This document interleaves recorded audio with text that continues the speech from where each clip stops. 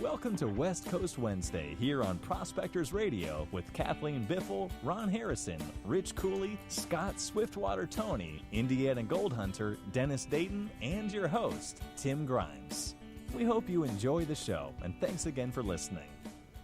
All right, everybody, welcome back to another West Coast Wednesday here on Prospector Radio. Man, it's good to be back. It's rough when we miss a show. It's like we've been away forever. I know we was only gone for one Sunday evening, but wow, seems like a long time. We want to thank everybody for tuning in tonight, and let me introduce you to my co-host that you all know already. First off, we got Mr. Rich Cooley. How are you, Rich?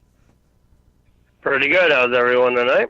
Doing good. Sound like a little bit of a cold there you got, my friend. Yeah, I got the cough, so hopefully I'll try to hit the mute button and cough if I got to, but no. Yeah, it was a little bit swampy there over the weekend, and we had a blast. It was just, we got all wet, and I know we were already wet from being in the water, but it's miserable. I mean, pouring down, raining, and them walking in mud, and my feet got tore up pretty good because I took my socks off. And when I was just walking around in my shoes, and I guess the dirt and grit and stuff in my shoes took a toll on my feet. Really? So my feet's all scotched up and tore up and Oh, man. sore. A little rough, huh? But I didn't really realize that until I was on my way home and I got out of the truck to go to the bathroom. And, man, I started walking. I was like, man, my feet hurt. And I took my shoe off, and, man, I got cuts and marks everywhere. What in the world happened? Like, wow. That's crazy, ain't it? Yeah. Man, just, you know, when you get up at 2:30 in the morning and every hour pushing water off of the tent and walking in the mud, and Yeah, you're apt to get a little there's bit. a toll on your feet. Yeah, and you're apt to get a little bit of the sniffles or a cold, right? For sure, buddy. It's Yeah. Well, hey, I'm glad you made it tonight. You had a good time knowing Thanks the for crony having outing? me. But you had a good time at the Oh, crony yeah. Yeah, we're going to talk a little bit Sunday night Oh, yeah. about what my show is going to be on. Okay. And fill a little bit everybody in with what happened and what went on with my 4-inch dredge, and Yeah. we'll go from there. Yeah, your new 4-inch dredge, right? Yeah, new used. New to me. It's still new. It was Yep. new. Pretty cool. You look like a happy man. That's for sure. Oh, I was happy. Oh, you could tell it. You definitely could. Well, I'm glad you made it tonight, buddy. Cold and all. Alrighty. Also joining us tonight, we got our very own Miss Kathleen Biffle. How are you, Kathleen? Oh, I am still recovering. Recovering? Yes, the weekend was was fun. It was so great to meet all the the cronies that showed up. You like Darth. I see him on the chat all the time, and got to meet him and found out his real name and his true identity. Yeah. Like meeting a superhero, right? Pretty cool. Right? We finally got to meet the elusive Darth. Elusive. Yeah, finally. Yes. Mm-hmm. So, yeah, the dredging was fun. It's been a month since I was able to get out, so needless to say, I'm very sore and bruised, and I have a cold, and I sound like an old person.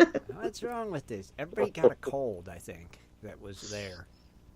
Yes. Everybody that was there, well, Saturday and Sunday for sure, because Sunday it just rain. And you're and I'd like to give some shout-outs, of course, to Mary and Lee Hirschberger from the Little Gold Spinner. Fabulous time, and they brought their diva dog, Baby Girl. I love that dog. And brought plenty of little gold spinners. Yes, they ran a lot of material through for everyone. I thought that was rather nice. Mm-hmm. And the Sloppy Joe dinner on Saturday for the festivities. Yeah, which was another awesome meal. Gosh, man, it was great, wasn't it? Oh my gosh, we ate really well. Yeah, we ate good.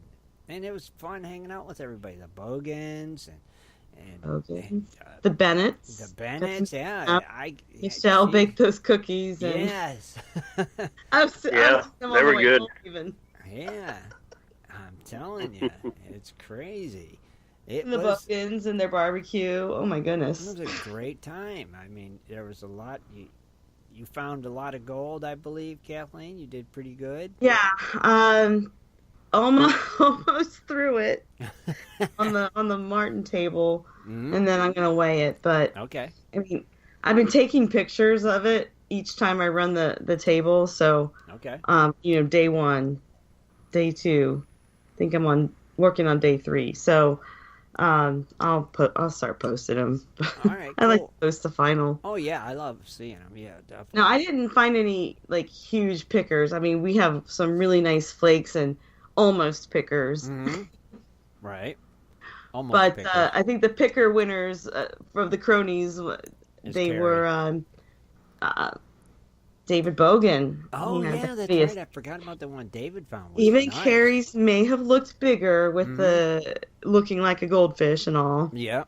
When we weighed it at the end, we took out the scale and weighed it. Okay. David's was 0.9. Was it 0.9 grams? Yes. Yeah, and Carrie's was 0.3. Oh, yep. Wow. And Carrie's actually looked bigger, though. I know, because it was smushed out flat, in the shape of a goldfish. Yeah. But that one David found was Carrie's nice. was flatter. Yeah. Yeah, and David Bogan's was like an oval egg. Yeah. Yeah, but that was a nice one David found. So, yeah, it's there, definitely. So, you never know, Kathleen. You still might have one in your con somewhere, As you guys were in a good I don't know. Yeah. The little clinker that could. That's right. I'd be really surprised if we did, but what about because we did run it through like one day we ran it through the little gold spinner cons, and the other days we just used our regular cleanup slew. So I didn't see any ginormous pieces of gold. Okay. I mean, we saw some nice pieces, but nothing that I was hooting and hollering about. Right. Well, okay. Yeah. I would have been hooting and hollering if I found that one like David or Carrie did. My gosh. I would have been. Yeah. Geez. But, I mean. And how heavy it was so great because, like, the last day when it was raining and it was just miserable, right? It was the last day, too. So we're all tired. And the rain's just coming down at this annoying, steady rate. Just not stopping. It was definitely annoying rain. So everybody was packing up, and Carrie and I we switched directions because the last cleanup I did the day before, I mean, it was good, but it wasn't that great. Right. So I took the dowsing rods down there, and right next to the dredge hole I was working on, they just snapped. They just went crazy. So I'm like, okay, we're going to go here. We're going to move our dredges just a little bit, and this is where we're just, both of us are just going to go at it along this gravel bar. So we ran a couple times, and then everybody started packing up. And then, I mean, and normally I don't do that on the last day because, like I said, my little dredge doesn't really move a lot of overburden, so it takes me a while. Right. But Carrie's can punch through some stuff. Sure. Right. So, but it's teamwork. Right, so, and that's a good way to work it like that. Yeah. So everybody was packing up, and we decided to run one more time. And we were feeling it too towards the end, and it was so worth it because that's when she found it, and she was just like, oh, I want to do it again. And then we just kind of looked at the rain, and the current started to get a little bit stronger, and we're like, no, let's just go. Yeah, the water's raising. You guys are still in there. It's like, at least we know where to go next time. Yeah. Oh, yeah. Right. I mean, you guys were in a hot little spot, so that's cool. And you worked as a team. You guys stuck it out. You guys were the last one. She's my judging buddy. I know. And that's besides cool. Shad, of course. Right. Now, how did Shad do, by the way? Shad did really well. Did he? He had some chunky gold. Mm-hmm. Yeah. No big pickers, but quite a big amount of flakes. Oh, so nice, Shad. I had it up in quantity. Ah, yeah. But Carrie and Kathleen did out dredge it. They were the last ones to come in. They were. Diehards. They were. I mean, like they said, the rain's coming down. It's cold. It's But just Bogan was crappy. almost he almost lasted just as long. Almost. But he called it too. He's just like, I'm done. The rain wins. But that's usually how it ends up. Uh-huh. Carrie and I are usually the last ones out. And it's like, even when I left, Kathleen and Carrie were still in the creek. I just pulled up and told them bye, and I'm out of here. Kathleen does that on purpose, though. I know, that way she don't Because say then bye. I get all my stuff out, and then I have to come help her get hers. Because if we quit at the same time, she'd be on Whatever. her own. Hey, that's a good move, actually, Kathleen. Yeah. See how that works, ladies. Yeah. And you too can get a Sherpa. That's right. So did you end up carrying it out, Shad? Yeah, I did. Yeah, he did. Of course he did. Hey, I was sick. Yeah, I'm tired because you've been dredging all day. So I was sick all weekend too. I know you didn't This feel was well. on top of me. Yes, you didn't feel well. It's man, it was What's crazy. funny is I wasn't the only Sherpa. The first day when she was all done, I'm carrying 2 buckets and some other stuff. She just has her 1 bucket, and Carrie walks up, hey, do you need to carry anything? And she immediately just hands her the only thing she was carrying. Hey, she asked. So me and Carrie are hauling back all the buckets, and Kathleen's just leading the way without anything. Whatever. I was carrying my gloves. Oh, my bad. Oh mercy! Well, I'm glad you had a good time, and I know you're still not feeling well, and yet, No, yet you I'm made it not. tonight. I'm glad you're here tonight.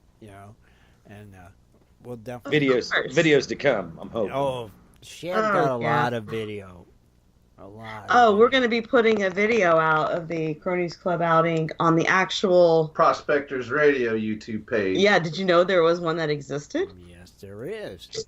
I hope he did. Yeah, I did. I kind of heard Did everybody about out it. there know? I don't know. They should, but maybe Be they a don't. subscriber if you don't. That's right. And you see this cool video there, and I'm sure we'll put it on GPS as well. Of course.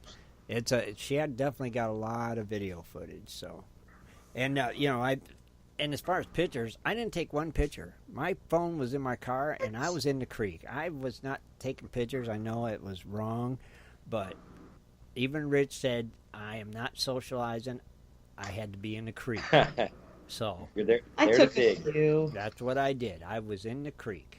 I was in the water. Yep, you were in the creek. Mm-hmm. I socialized in the evening time, and then it was too dark. To I take even pictures. witnessed it. See, that's right. I mean, I got there, unloaded, and got in the water. That's what I Yeah. did.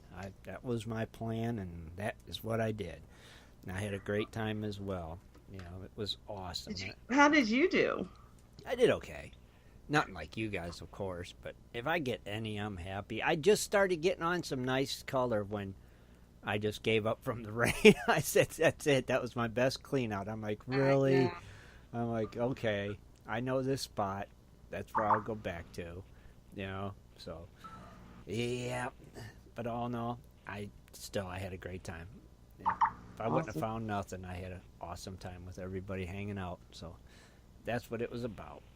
And like I said, thank you for being here, Kathleen and Shad. And I'll be talking to you here in a minute, okay? Yep. All righty.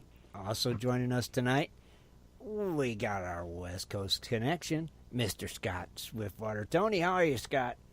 Man, I'm doing good. The weather's turning out pretty nice. It's getting even better as I speak. The sun's going down. There's a nice sunset going on right now. No pink clouds, but that's pretty cool. We'll still take it.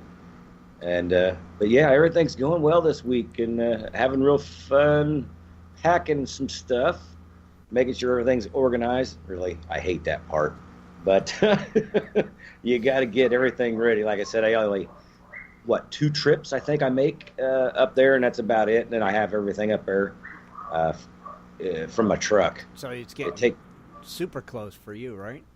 Yeah, it's really getting close. I mean, I was like, man, it's already the 11th. I can't believe it. I was like, oh my gosh. And then as the 8th, as you guys know, I quit doing the smoking thing. Mm-hmm. This is not that fun. I could just tell you that much. How's that? How you doing though? You doing okay with it? Well, I did 2 yesterday and 2 the 8th. Okay. And one the night. Let me see if I can get 1, 2. Yeah, one or 2, 1 and 2. Okay. And then today, I think I did one early this morning, and I just haven't been trying to pay attention to anything going on. Of course, there's nobody around me that's smoking, so that's pretty good. Right. But yeah, I just trying to not really worry about it. Like you don't really just need it. Just leave it alone. But it's hard. It's hard. It's tough. It's the toughest thing you'll ever do in your life, I swear. So we're rooting for you, man. That's for sure. What's funny because the girlfriend, she decided to do the same thing. She's trying to quit herself, and I think she's down. She's a one-timer now. She could do one and be good with it, and it's good. No big deal because she smokes all day or doesn't smoke all day. Right. So one will do her fine. And then my roommate, she's got some stuff going on. I think she's going to go under the knife sometime, and they told her the same thing, that she has to quit. So yeah. Now I got 3 people in the same house that's quitting. Okay. And I'm just glad that, I'm going in the gold fields sometime this month or earlier. Yeah.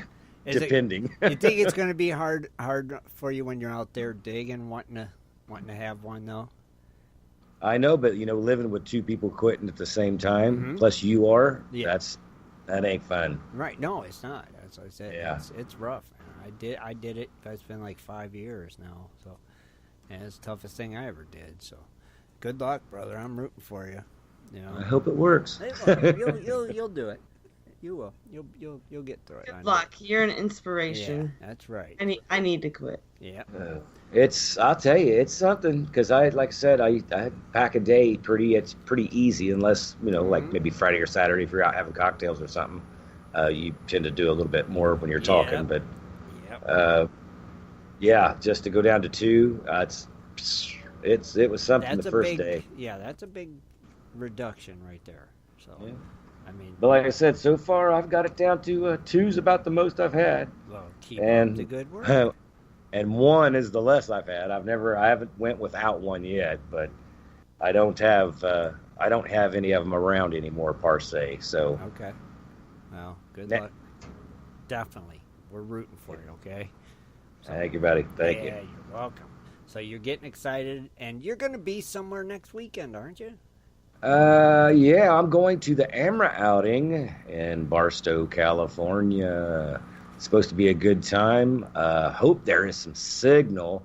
I'm going to try to throw up some videos. I don't know if I can or not. I'm not that phone savvy per se. Right. Most of the stuff you guys see comes actually from a video camera or my computer because I rarely use my phone unless I do like a Facebook Live thing, and then. Right. Sometimes I don't even do that off my phone. So it's going to be, we'll see what's going on. But it'll be interesting to be out there and get some, maybe some interviews and stuff like that. Yeah. Maybe set up some connections. Maybe for next Wednesday, have somebody come on if I could set something up like that. It'd be cool to have that going on. Yeah, that'd be great. Now, is that outing open to everyone, the general public, or you got to be an AMRA member? I cannot remember. Okay. Man, I'm odd on that because I never really asked that particular question. Right. Because I'm always, if it's something I know I'm a member to. Right. It's just exactly. I never think about it. But right. Feel free to contact AMRA on their webpage. If anybody knows. Or talks to chat with Jimbo, every now and then, ask him. He'll know before next weekend. But me, as far as I know, I'm not for sure, so I don't want to say anything. But it is an AMRA outing, but I think they're always willing to open this, if you know what I mean. Right. Well, yeah, definitely. So that's cool. So if anybody wants to see you, though, that's where you'll be, right? Oh yeah, man. Like I said, I hope to have I hope to have some fun out there. Like I said, me and Lisa's going to go out there. I was going to take a dry wash, and I thought, you know what? I just really don't want to work that hard. So we're actually going to take the metal detectors out that way, and the crevicing tools and stuff. And we're going to see. We also have the MD-20, for a pinpointer and a little bit, to go through the cracks. Mm-hmm. And we use our Fisher gold bug, the original gold bugs, to actually metal detect. We like them, they sound off pretty good for us. So right. we're going to try those out in another spot because, we usually use them around here, and it's bullet heaven around here, which right. I'm pretty sure you're going to find some out there, but I hope not as much. Right. I mean, heck, it sounds like you're going to have a good time. Is that the one you went to last year? That was the one I was actually going to go to, and then after I started hearing the reports from it, from old Jimbo, I was glad I didn't. There was a lot of rain, and they got pretty much rained out and this and that. But as what I hear it's going to be a good show. It's going to be a fun show, and these guys are always fun to get around at the outings as well. And you never can tell, being right there in California, it's kind of the middle of everybody or everything around. So you never know who's going to be there. Right. That's what I'm saying. You never know. But we look forward to hearing about it, next Wednesday on the show. I'm sure you could tell us everything that happened, and looking forward to seeing some videos, maybe even some Facebook Lives from you while you're down there if you can get a signal. I was going to say, if I can get one for right. sure, I'll be trying it out. Heck, and yeah. I ain't the best at it, but I know if I can do it. That's the best part. You don't have to be. Right? You could just right on. Show us a little of what's happening down there and stuff. That'd be pretty neat, man, because we'll be living it through you for sure. So enjoy yourself. Have a good time, and hopefully you find you a little bit of color, too, as well. Yeah, I'm hoping, man, because, the pieces you find with that metal detector, they can be a little flake, a pretty good flake. It could be thick, but a flake. Right. And then up to, anything as big as your fingernail. So I can't. Yeah, it's going to be pretty awesome, I think. It is. I think you're going to have a great time, man. So what you talking about tonight on the show? I'm going to talk about dirt. Dirt. Sweet. That's what it is. Dirt, baby. We're talking dirt. It's dirt. That's it. Like talking about dirt, man. There's some stuff that I'm going to talk about, mostly about dirt and the transitions and stuff. But there's also something that's going to go along with it. I'm going to read because I always found this kind of funny, and the way it happened, which is it's part of our history now. As gold miners, there's no changing it. It's the way it was done.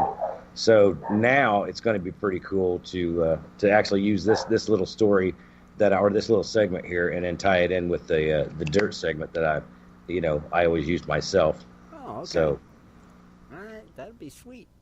Can't wait. We're going to flip that around. We're looking forward to hearing it. And I want to thank you also for joining us tonight, Scott. And can't wait Thanks. to hear For some it. reason, I got a dog barking for some reason, if you guys can hear that. I don't know where it's coming. I hear it. You always hear that dog. Yeah. I think that dog Really? knows when you're on the air or something. He starts barking. Yeah. Well, hang on. I'm going to have to move in. All right, you go ahead and move in. We're going to go ahead and start the news here in 1 minute, so you get situated, and thanks again for joining us. All right, now on that note, I think it's time for one of our favorite segments, and here we go. It is time for Dredging Up the News with Kathleen Biffle. Mining news from around the globe, metal detecting, dredging, entertainment news, and fun facts as well. Here's Kathleen. All right, everyone. October 11th, 2017. Start off with a story. The U.S. Department of Interior announced last week 2 moves that could ease restrictions on sage grouse habitat. Last Thursday, the department announced that they may amend some or all of federal sage grouse management plans in 10 western states. In the BLM's announcement last Thursday, they are beginning the scoping process to solicit public comments on sage grouse land management issues that could warrant plan amendments in all the western states. The agency stated that it wants to receive input on whether planning efforts should occur through state-by-state amendment processes. Also last week, the BLM announced that it has rescinded a proposal to put about 10 million acres of sagebrush focal areas in the 6 western states off limits to filing new mining claims. The land withdrawal was proposed in 2015 as part of a decision to keep sage grouse off the endangered species list. And a draft environmental impact statement on the proposal was released on December 2016 under the Obama administration. The withdrawal included nearly 4 million acres in southern Idaho, with some areas in southern Blaine County and the Big Lost River Valley. In a news release issued last Thursday, the BLM stated that it had determined that the proposal to withdraw 10 million acres was unreasonable in light of data that showed mining would affect less than 0.1% of sage grouse occupied range. Of course, the announcement was met by strong objections from conservation groups. Western Watersheds Project and a coalition of allies are already litigating the earlier plans because of alleged departures from the agency's own scientific recommendations of what grouse needs to survive. The organization stated that it is unclear what effect the announcement will have on ongoing litigation. I remember reporting something on that, I think last year in December, Might have been, when yeah. they announced that. Excuse me. Mm-hmm. I actually have some entertainment news Oh, that's to different. report. All right. Excuse me as I have some water. Okay. All right. So, former Yukon Gold star Ken Foy. I don't know if you guys remember that show. Yeah. Well, he is on the hook for a $145,000 fine after leaving. In fines, I guess. There are multiple fines. After leaving his placer claim on Moose Creek near Dawson City, littered with waste and environmental damages. His legal troubles began in the year 2012. They ran through 2014 when the government said he was warned he must clean up the site when he was finished. Mm-hmm. He didn't comply with the regulations, and a statement of facts filed with the court, it was stated that unusable vehicles were buried at the site and a trailer, outhouse, and 2 shacks were left behind. Waste steel, 45-gallon drums, and other garbage also remained on the site. Well, cleaning the site will cost Yukon taxpayers as much as $1 million to clean up the damage. Evidently, Foy also failed to leave areas disturbed by mining in a condition conducive to successful revegetation. He failed to reslope, contour, or otherwise stabilize all areas disturbed during the mining operation. And he failed to remove everything from the site at final decommissioning. He had pled guilty last summer to 3 charges under Yukon's Placer Mining Act and 1 charge under Yukon's Environmental Act. Last Thursday, he was sentenced in Yukon Territorial Court to pay the fine. He has 1 year to pay it. Wow. He's in deep. Yeah. Yes, he is, and he is strapped. But why, why did he do that, though? That's what hurts. No, that's part of the reclamation that they're supposed to do, right? Yeah. Yep, you have to put the land back just like you found it, or better than when you arrived. Well, maybe he just wasn't smart with budgeting his money to put aside for reclamation purposes and just thought the show would continue forever. Well, maybe, but that's, then I don't know. What do you do in that situation, I wonder? I know. I mean, what about Discovery Channel? Are they on the hook for any of that? I don't know. Was that a Discovery Channel show? I thought that was like a Canadian... Was it Discovery or was it... Oh, it was it's a Canadian Discovery or something like that. I mean, yeah. I know some of the stuff that was left. Some of the stuff that was left behind was like old buildings and cars and vehicles and bodies and frames and stuff like that needed out of there. Yeah, right. I mean, is what I read. Yeah, him as a miner is responsible for that, not a TV show. Yeah, and that's what always gives the miners a bad name, stuff like that. And then it makes the headlines and stuff. It's like, gee, are you kidding me? You know, I don't know. Crazy. Which there could be more to the story than what we're just hearing, yes, too. There could be. You're right, Scott. He might still be going back to it to work it. Maybe. Who knows? Yep. I mean, right, we don't know. But just makes you go, things that make you go, Those bigger claims. Those bigger claims, sometimes people want you off of them, too. You know what I'm saying? Right. Interesting. Well, maybe there'll be more to come on that. You know? You never know. I hope, too. I mean, he pled guilty. Yeah. I don't know. Can't argue with that. Nope. No, I guess when you're caught, you're caught. Yeah, so. I'm guilty. Yeah, you're right. Yeah, so you never know. Keep an eye out for more, though. Cool. Awesome, Kathleen. So that kind of leads us to my first story in global news. This one is actually an update to one that I reported on in September, also in the Yukon. In September, I had reported that the Yukon and the federal government, Yukon Resource. Sorry. Excuse me. Having a hard time getting that one out tonight. Really bad. All right. In September, I reported on the Yukon and federal government Yukon Resource Gateway project. This is the project that will provide over $360 million in combined federal and territorial funding to create new or improved road access in the Dawson Range in central Yukon and the Nahini Range Road in southeastern Yukon. Mining industries will also contribute an additional $108 million to the project.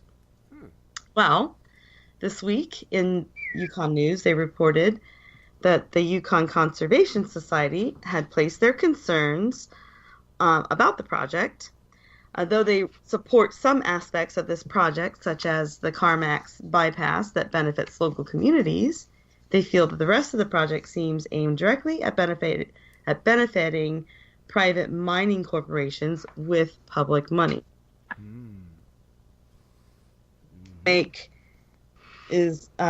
But that they're making is much easier for hunters from all over the region to access previously difficult to get at areas, which would impact the wildlife. Hunting, traffic, and disturbances in general will reduce the quality of life for wildlife, resulting in lower birth rates and calf survival. Caribou, in particular, will be alienated from swaths of their range.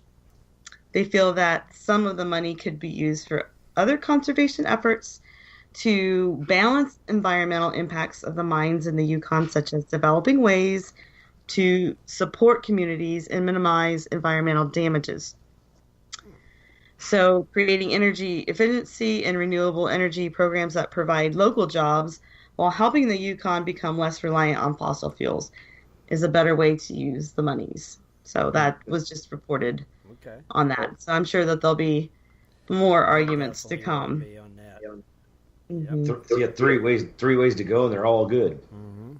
Yeah, I think so. I mean, I'm sure that, they seem to come to good compromises up there. Yeah. I'm reckoning. I don't know. That's what they need to do. I'm sure they'll find a polite way to do it. Yeah. All right. So I've reported before on India and how they're the world's second largest consumer of gold because it plays such an important part of their religious festivals and their weddings. Well, smuggling has been increasing since duties were raised on gold, and they're getting very desperate. Oh. So Sunday, I don't know if you guys read this, 29 people were discovered by Indian airport custom authorities to be hiding gold in their, and some were hiding them in their rectums. Oh. In their anuses. Man. More than 22 pounds of gold were found on at least 37 passengers aboard 2 flights flying into Maduri International Airport from Sri Lanka. But not all of them were in their anuses, their rectums. Their rectum. Dang near killed him. Yeah, I know. Some nuggets were hidden in children's strollers and handbags. Lord. However, one person did have $30,000 of gold hidden in his rectum. Oh, good Lord. So overall, Sunday's haul was the largest, where they netted almost 141 pounds of gold. Holy moly. Man. Yes, and in 2017, year to date, they have recovered over 660 pounds of smuggled gold. And they've made over a dozen arrests, because not all of smugglers get arrested if they do not go over the criminal threshold and are allowed to go free. I love gold. Oh my God, no doubt. Really love gold. That. That's just If you're going phenomenal. to that extreme, yeah. All to avoid paying a tax. Oh my goodness They have gracious. to pan their poop after to get when I they guess get it out, so, or but maybe what? that's what they figured. I don't even know. You know, I guess they figured they could pan it out, classify it, Legit try whatever. Like I said, inquiring minds could dig deeper into the situation. Man, oh man, Just oh man. jet dry in it. When you Oh, my think you've goodness. heard it all, yeah, something like this pops up. That was It's, a good one. you got to think, what really goes through somebody's I head don't sometimes know. these days. I mean, Yeah. man. Smuggler's blues. Obviously. man. Oh lordy. Oh boy. So on Tuesday, this past Tuesday, yesterday, jeez, in Australia, legislators blocked a proposal to raise hundreds of millions of dollars in additional taxes on gold mining after the industry warned the step would spark job losses. I had reported a couple weeks ago that the Labour government in the state of Western Australia wanted to lift royalty rates on gold sales to 3.75% from the 2.5% to raise $305 million over 4 years in an effort to help repair a budget deficit. The bill was shot down by the Liberal Party members of Parliament when they voted to block the measure in the state's upper house. The bill would have had a negative impact on the mining sector as it would increase operational costs significantly, which could lead to massive layoffs. Miners in the world's second biggest gold mining nation pumped money, a lot of money, into large advertising campaigns against the plan, claiming the increase would threaten up to 3,000 jobs in the state. So, I guess that is good news. And that was the global news. And that I have some fun facts now. Fun facts. Well, this is kind of a different fun fact. I've got some Friday the 13th fun facts because we had two in 2017. One was in January, and this week in October is our second one. Yeah. So here's some. Well, there was 13, but I narrowed it down to just a handful. Okay. Because some of them weren't that fun. So it wouldn't be a fun fact then. All right. All right. So this one I came across a lot, so it was the most popular. The apprehension surrounding Friday the 13th may have biblical origins, as Christ's crucifixion is believed to have taken place on a Friday. 13 was also the number of guests present at the Last Supper, and the Apostle Judas, who would later betray Jesus with the infamous kiss of Judas, supposedly was the 13th person seated at the table, and that was according to the New Testament. Huh. Yes, I read that a lot. So, and then also on Friday, the 13th, October 13th, 1989, the U.S. Stock Exchange suffered a major crash. The day is sometimes referred to as Black Friday. I remember that day. Yeah, I heard about it. Well, when was that again? What date? October 13th, 1989. Friday. Huh. Do you remember what you were doing, Scott? In 1989, no. I remember what I was doing. I'm with Scott. I don't have a clue. Yeah, I think it was in high school. That era was in elementary school. Oh, we won't talk about that, Shad. Oh my. I was in Okinawa, Japan. Black Friday. All right, so it is estimated that every Friday the 13th costs the U.S. economy approximately $800 to $900 million in losses, according to Stress Management Center and Phobia Institute, as many people are refusing to do business or travel by air. I believe that because half of my team are not coming to work on Friday. Really? Believe it or not. Because it's Friday the 13th? Because it's Friday, and that's what they said. What a like, lame really? That's a lame excuse. I know, right? Hey, if it works, use it. I guess so. You're right, Shad. Oh, jeez. My goodness. I've heard it all. Yeah. And did you know, for a month to have a Friday on the 13th day, it must begin on a Sunday? I did not know that. I never really thought about it, honestly. Me neither. And I kind of knew this.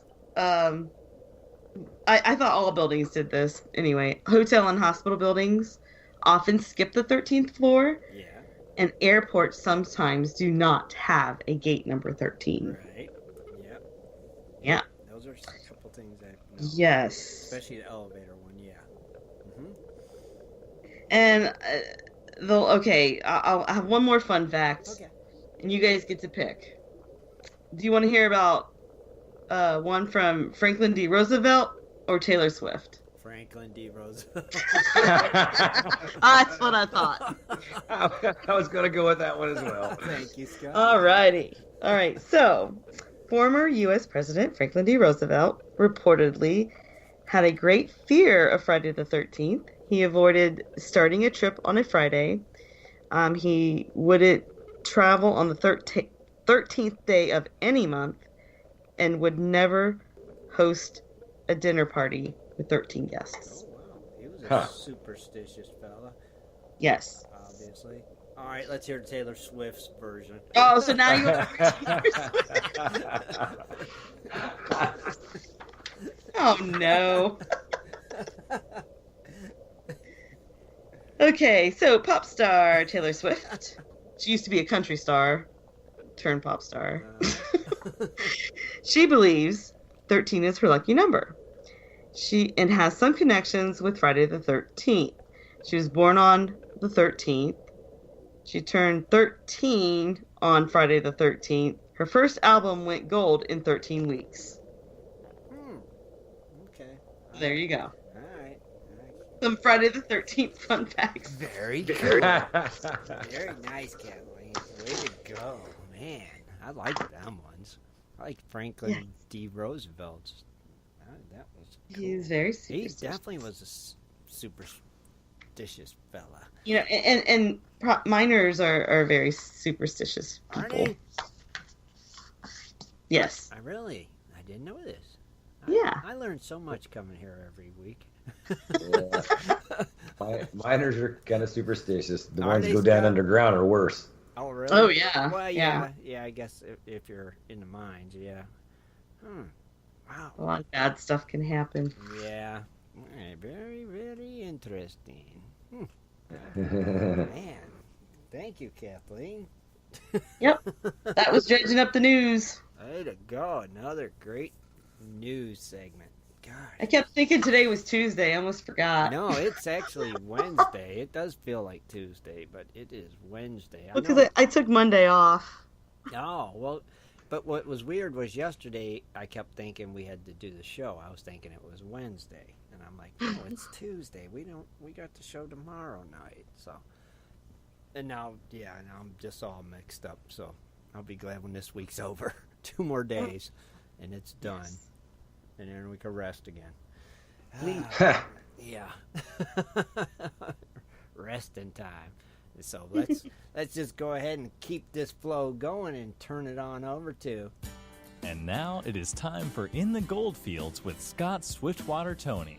Join Scott each week as he shares useful information to help you find and recover more gold.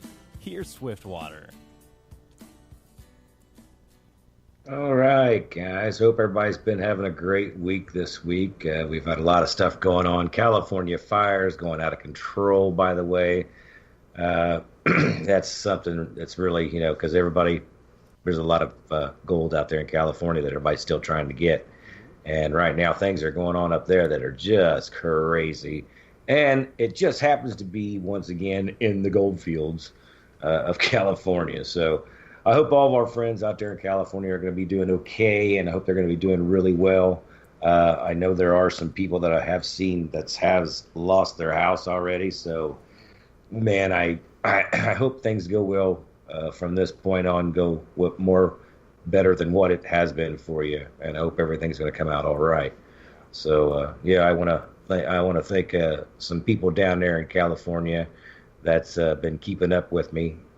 They know who they are. I'm not going to mention their names. They didn't want me to, but thanks again for you guys and the information you guys has kept me up on all week. So, but yeah, man, there's some serious fires going on, you guys. If you don't know, you check it out. I know you've seen a little stories about it, but man, they're really out of control. I mean, it's just nuts. So, but I like I said, always keep up on a lot of information, and I always want to know where stuff's happening and what's going on. So, but tonight, what area are those fires in this time, Scott? I didn't hear you again. What area are those fires in this time? They're still back up in Northern California. They're stretched out. That fire map that I showed you. They've got there's just a lot. There's a lot of them going on. Man. They're like everywhere. And a lot of them, there's some big ones, and then there's a lot of little ones. Oh, and the little ones are what's doing a lot of the damages to some of the houses and stuff like that. So, man, crazy. Seems like they just got past that big one, that's what I was thinking. It's just like, I don't know. It's just weird how fires just get started in the, almost in the same spots generally, But yeah, they went. Once you get a good wind behind them, yeah, that's all it takes. That wind. Oh man, mercy. I've seen a couple back when I was a kid. I seen a wheat fire one time, and that you can't. If you were a deer, you couldn't outrun that. How fast that was burn. I could imagine on a wheat field. Yeah. Good Lord. Yeah, and it's amazing. Yeah. So we'll keep them in our prayers for sure, man. That's what I'm hoping. Like I said, I hope everything happens for a reason. We know that, but I hope everything's going on right now that it doesn't get too much further. So, but if I get any updates or something like that, I'll throw it on Gold Prospectors space for sure. I've been just kind of enveloped in doing my own calculations and seeing what's going on and stuff like that because I like to know where that kind of stuff is, not just for gold, but future records as well. Right. So, but yeah, let's keep our prayers for them for sure up there, and make sure that everything's going well, even for the firefighters, for real. Yeah. So. Heck yeah, brother. Anyway, like I want to talk to you tonight about dirt. Dirt. Yeah, because we just dig it. That's what we Give us the dirt on dirt. We're going to give you the dirt on I was waiting. I've been dying to say that all night. All right, the dirt on dirt. Here we go. I want to read a little story first, though, because I think this is kind of cool, because this is going to match up from what I want to tell people. It's going to kind of work out. But anyway, on January 8, 1848, James W. Marshall, overseeing the construction of a sawmill at Sutter's Mill in the territory of California, he literally struck gold. His discovery of trace flecks of the precious metal in the soil at the bottom of the American River sparked a massive migration of settlers, miners, into the state of California in search for gold. The gold rush, it has become known, transformed the landscape and the population of California. And we're going to be looking at, if you're thinking about the most of it, it's going to be Northern California goldfields. They've got two cities here between Shasta and Eureka. And then you also have outside of California or Sacramento, between, Colma's pretty much right in the middle, Feather River's at the top, and then it goes down into Sierra Nevada goldfields down at the bottom. Was the heaviest parts when they rushed out that way. Said arriving, this is amazing, arriving in covered wagons, clipper ships, and on horseback, some 300,000 migrants known as the 49ers. Named the 49ers because they started in 1849. State claims to spots and land around the river. They were used pans to extract the gold from the silt deposits. Prospectors came not just in the eastern and southern United States, but Asia, Latin America, Europe, Australia as well. And man, improvements in steamships and railroad technologies facilitated this migration, which dramatically reshaped the demographics of California in 1849. California established a state of constitution and government and formally entered the Union in 1850. Now, that's the scoop on the old California gold rush right there in a nutshell. But I want you to think about this. How much, nowadays that we know, because we've been digging gold and we know where the gold is now, but you look how much dirt that these people treaded across, took wagons across, went halfway around the world from Australia. Gold was something really big, but look at all the ground that these people actually skipped back then to get to California to dig. But look how much gold that they actually left behind. And that's amazing to me, because that was one of the biggest. Everybody moved out west. It was getting pretty much crowded over on the East Coast and stuff like that. There was things going on. People wanted a new way of life. They've come out this way and heard there was gold, and that's where they thought it was at. Well, holy moly, these guys passed a ton of gold. If you think about the Nevadas, Colorado, you think about, maybe some Arizona, but Arizona would probably be to somebody coming from out there a little hot, so they'd probably want to go to California, especially because Northern California is going to be somewhat like East Coast weather, in my opinion. Right. You still have a spring, you still have your fall, you still have a winter, just like the East Coast does. So I think that's why a lot of people really liked it the best up there. But just think of how much dirt and how much land that these guys passed up by not testing. They were just trampling. What's that? They were just heading to that destination. Yeah, and then, that's one of the really important things out there. If somebody yells gold, just don't automatically run over there. Just start digging. You got to really pay attention to your dirt and know what you're trying to dig in the vicinity that you're at. Because, like I said, going across even Nevada itself, there's so much in Nevada that I can't believe that nobody was testing on the way to California for the big gold rush. Gold was found in California. I'm so amazed at just how much people actually skip over because of a word of mouth. You know what I'm saying? Yeah, right. And that it caused that amount of people just from, like you said, the word of mouth, and that many people just headed there. Yeah. Now, you got places and claims and stuff like this on clubs everywhere, and people's like, oh, we found it over here, we did great. And you know what'll happen for about 3 or 4 weeks? It'll be, there'll be a lot of people over there just trying to see if they can find it as well. And right. People generally do that, but there's also, and I found a lot of times that people will actually, and like I said, you always got to pay attention to what you're going to walk over to get to where you're going.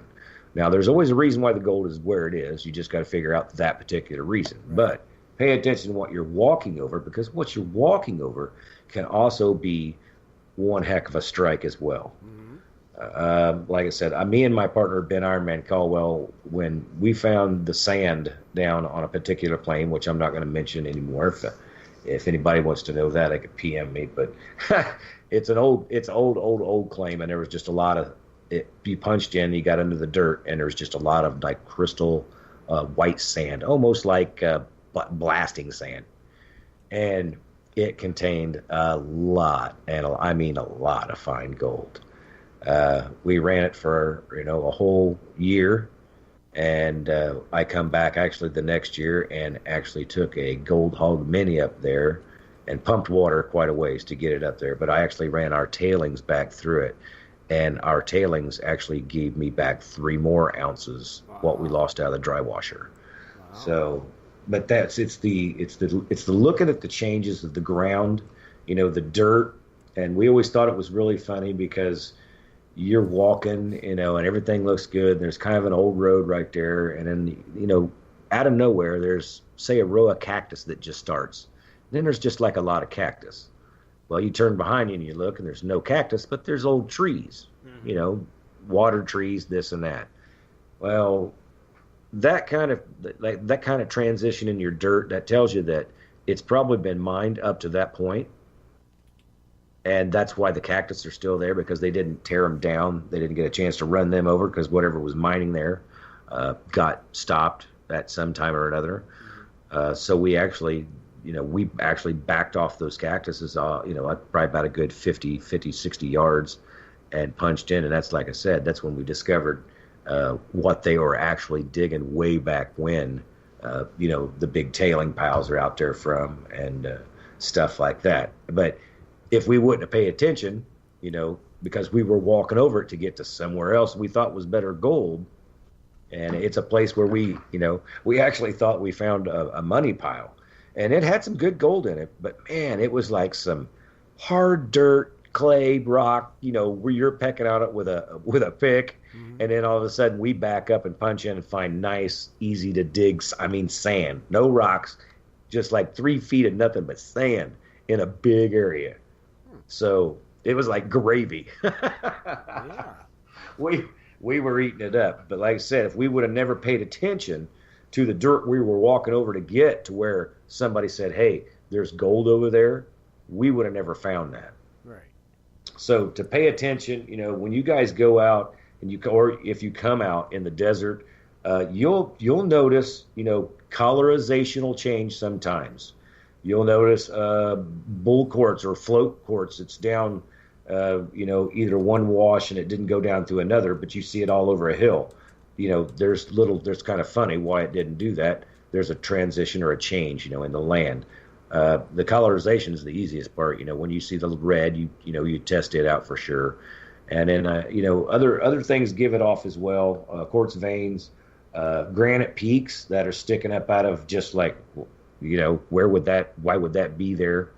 That kind of stuff, go check it out. You never know what could be in it until you go up and look, because everything's made out here for, volcanic and everything else just going topsy-turvy. Mm-hmm. So there's a lot of things to really look at, even when you're going down to the creek out here, which is phenomenal. Like, there's no short trail to the creeks around here. It's always down one heck of a hill, and when you're down, you get down there, you look back up, and you're going to hate to walk back out. You are, but that's just how it is out here. But going down that hill, there's different layers, different eras, and different things were done, and you never know when you could actually find something that Mother Nature, could have chipped off yesterday, and you just happen to walk by and pay attention, and there's a nice little 1.5-inch gold vein that maybe stretch about 3 feet wide that you see. You never can tell. All right. No, you can't.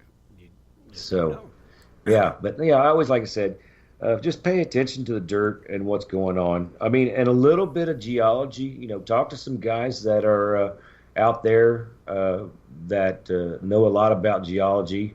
There's quite a bit of rock hounds out there that are really cool and love to talk about it. I'm not really a big geologist. I know enough to get me by. I know what I'm looking for. When it comes to names, I can't always name, what it is.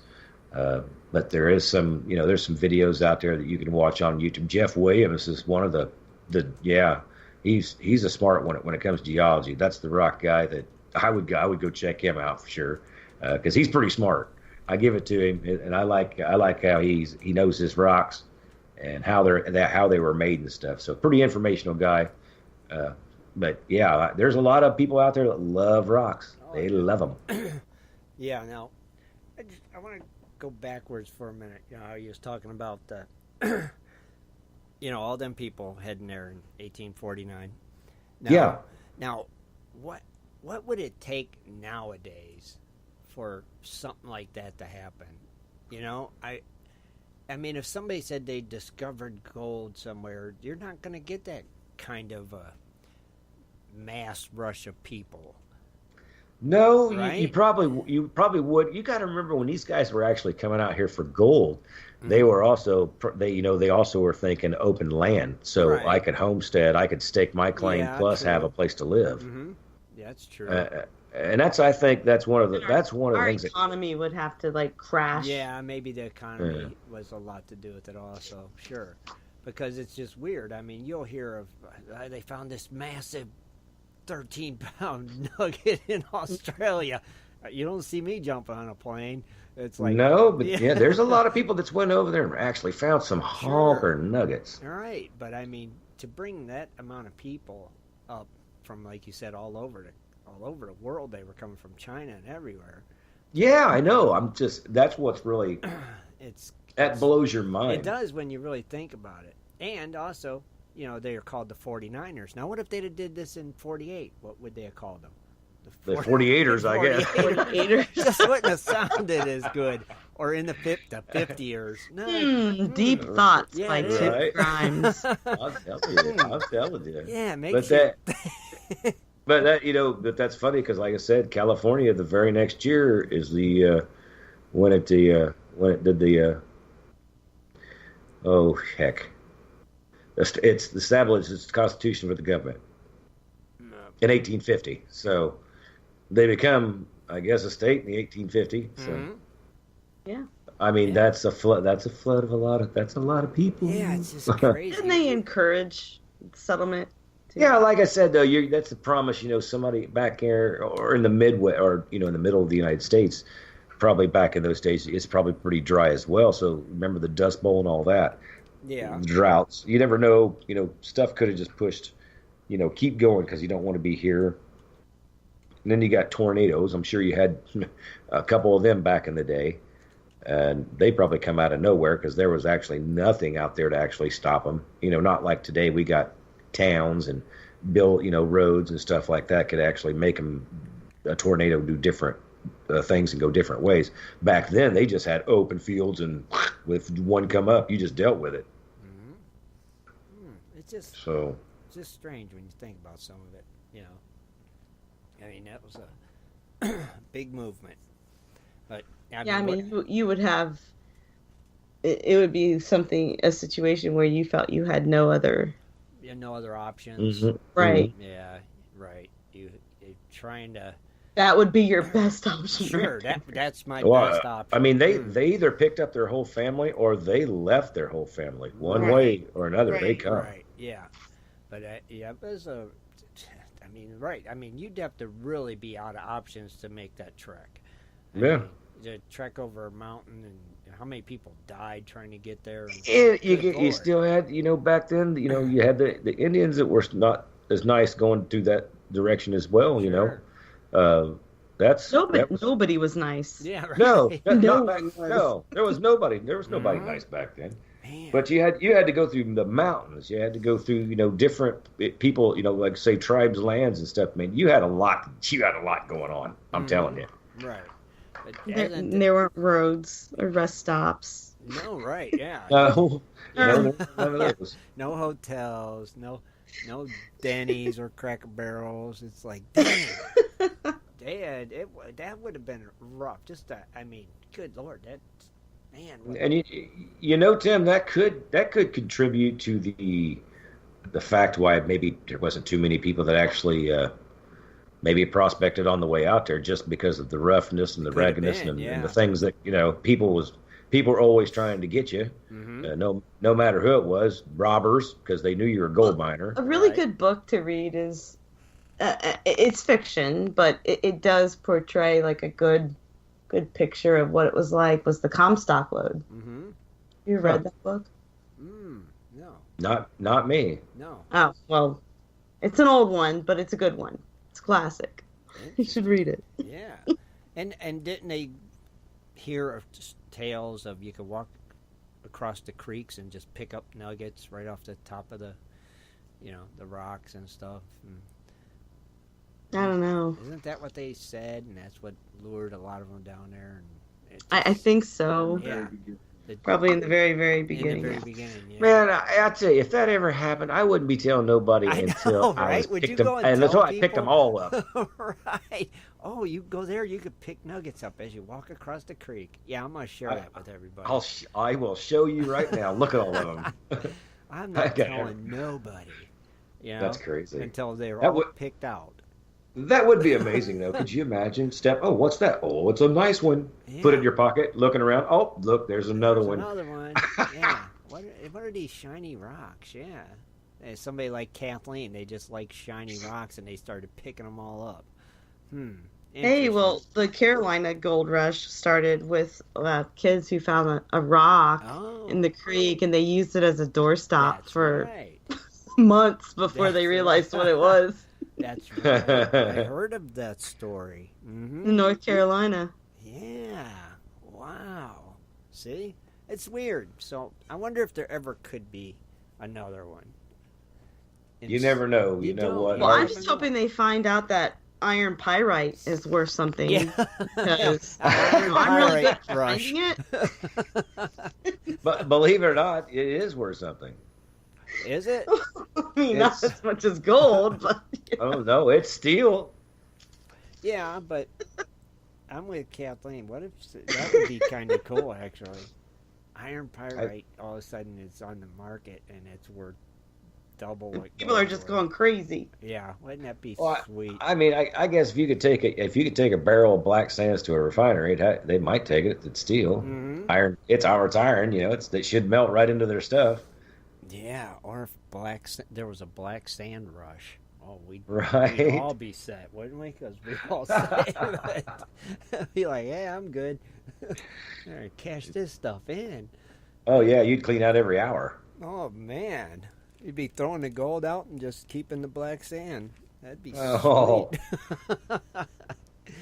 Interesting, Scott. Very cool, buddy. I like that. I always like the when you throw a little history in there too. So yeah, like I said, it's always amazing to me how many people just actually, because that's a lot of ground for everybody to come, say from New York, clear from Florida. They're coming across the bottom, coming across top. There's people sailing around to come clear around. I mean, that's phenomenal. Yeah, right. And they get on them steamboats and be on them for like months to get there, right? Yeah, I think what was if you went down and got a steamer, it was like 3 months. Yeah, it's like, good God. But that was opposed to 6 months walking or something to get there, or riding a horse. Wow. Due to the mountains and all that stuff, I think. Yeah, see, that's just right. It would have definitely been, this is it. Yeah, this is right. my last option. I gotta go to the Klondike, or just surrender. Like I said, I always, when I get, like, somebody says, well, there's never gold right off the road. Well, usually you're right, but sometimes you're not. Right. So, you never know. The road can go right through a transition area, and you just don't catch it unless you actually just, like, your eye just sees it. And once you see a couple of them out here real good, you'll pick up what I'm talking about and where they're at. And I always go test either or, find out what's going on. And I've seen it. One color won't have anything. The next color right next to it, there's a fine line, black sands. Sure. And you try to find where it comes from. You can't find it because it's just eroding out of the whole hillside more or less. But it's just really funny how there's just certain transitions that go from like red to gray, black to red, so to speak. Tan to dark tan to red, there's a reason that happens. Yeah, it's phenomenal. Like I said, you talk to those rock guys, and they will really they can bang it out for you and really go in depth on what you really want to look for when you're checking out the rocks for that kind of information. That's pretty cool, though. Thank you, Scott. Awesome, Ooh. awesome, brother. I enjoyed that. You got any more? No, that was pretty much that's what I wanted to just warn everybody about. Just because that's stuff that sometimes people don't talk too much about what you're walking over. And I thought, I've actually had pretty good luck over, backtracking from where other people were and actually digging all the stuff we walked over to get it. So I thought this would be a cool segment. And I seen the California Gold Rush, and it was telling me, they were coming from, Asia, Australia, Europe. I'm like, that's now I don't know how long of a boat ride that is, but it's longer than 3 months. Yeah. Damn. Man. That's just dedication, I guess. I am telling you or what. Desperation, one or the other. Yeah. One of the two. So, but yeah, like I said, you guys, when you're walking out and somebody says, yeah, it's way down here, keep your eye on what you're way down there passing up. So you never know when you're going to find somebody something. At work asked me, they find out, what I do in my spare time. They said, are your odds better at winning the lottery? What? Then what? Than finding gold? I'm like, no. No. They have no clue, do they, Kathleen? I was going to say, I got no clue. They really clue. think that there is no gold left in the world. You are so right. And you know what? Yeah. Where you are, like Indiana, Ohio, you tell people you dig gold, they just look at you like, okay, whatever, man. Yeah, like they think I'm like one of those crazy treasure hunters. Crazy cat lady or something. You're out there. Yeah, I'm looking for gold. There's no gold around here. Good luck with that, ma'am. It's all mine. Well, hey, there's a story the guy that told me where go find gold in Clinton County. He's been actually kicked out of the creeks there in town like 2 or 3 times. The cops are like, "What are you doing?" He goes, "I'm down here just digging gold." They're like, "Okay, get out." Well, that's what there's. Yeah, get out of the creek. You're a disturbance. Get out of here. So, but that's once they figured out that's actually what he was really doing. They pretty much didn't say anything after that, but they just thought he was like, "Okay, wacko, time to get out of the creek." That's crazy. Yeah, well, I came back from being off from work, and I just felt like they were snickering about it. Whatever. Yeah, they're like, "Oh, there's that gold lady. Yeah, she's out there digging gold again." Crazy. Good luck with that. Crazy dredge lady. Have a better chance of winning the lottery. I don't think so. I don't know the numbers. I got a good idea where the gold is. Yeah, they just have no clue. Pretty much. Yeah, well, it's true. Anytime you say it, people do snicker and laugh at you. They think we're nuts. And I always make the joke too. I'm like, okay, so I just want to let you know what's going on, just in case I hit it big with the gold. I never come back. Right. And they kind of laugh at me like, yeah, right. Yep. That the same thing they know at my work. If I don't show up. Yep. You'll know why. I hit the motor load. I always just show them some pictures. Oh, look here, and then they go, "Oh, what?" I'm like, "Yeah, that's gold." Yeah. Is that real? How much is it worth? That's exactly what you hear. Yeah. I'm like, well, if you can fill up a 45 caliber bullet shell. A lot. How much? That's the famous question every time. What's that worth? What's that worth? Yeah. Or what's your biggest piece? Mm-hmm. And what's that worth? Yeah. Funny. True enough.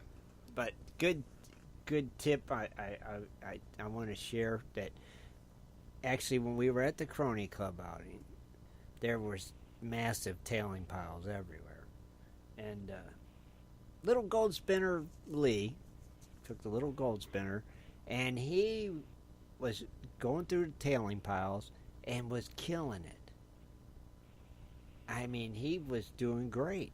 Mm-hmm. Wasn't he, Kathleen? Oh, yeah. I mean, this was like in an area down at Bill's that was very, very heavily hit. Yeah, from worked it hard. Other outings that had been down there in the past. Mm-hmm.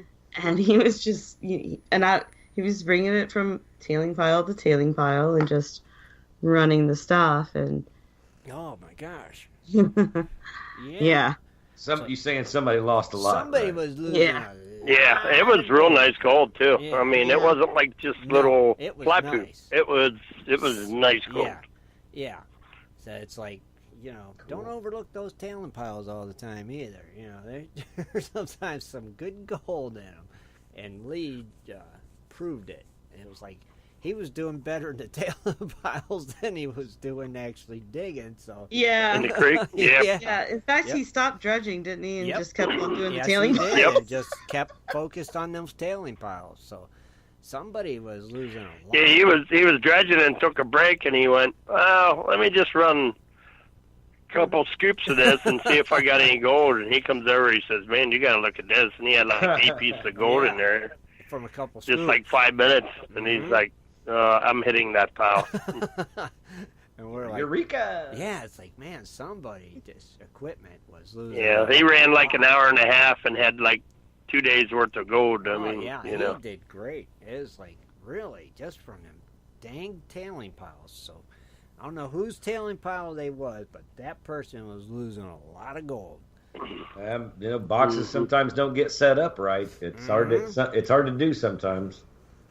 Yeah, but I mean, they were definitely on the gold for sure. Yeah. Now, do they know they was? I don't know. 'Cause it might have all blew out their box. They might have thought, man, I ain't finding nothing. But they were just shooting it right out the back end. So, just a little something to think about there. It's like, man, you just never know. Yep. Yeah. Keep an eye on the dirt. Yeah, check your tailings every once in a while. Well, like those big boys, when they did the tailings, they put those tailings on good ground, so everything underneath them. Right. If you're brave enough, you can get to it. Yeah, you're right. You mentioned that one week. True. That's where those tailings went, right on top of some good ground. A lot of people don't like to do it just because it takes a lot of work just to get down to where you can actually dig something that you want to dig. Mm-hmm. But, just you're going to move it anyway. Yeah. It's just fun. I thought was very interesting. I was quite shocked. So just something I just wanted to plant that thought in everybody's head tonight. Right? So, we got anything else tonight, you guys? No, I'm just glad you guys had a great outing this weekend. I can't wait to see the videos. Yeah. Of course, we want to thank Bill, for having us out there. Heck yeah.